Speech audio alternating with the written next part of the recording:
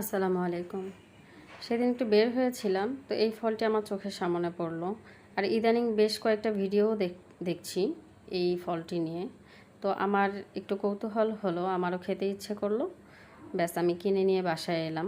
ফলটা দেখতে কিন্তু হুবহু কাঁঠালের মতো, তবে সাইজে একটু ছোট। আর রোয়াগুলোও সেম কাঁঠালের মতোই, কাঁঠালের রোয়ার মতোই।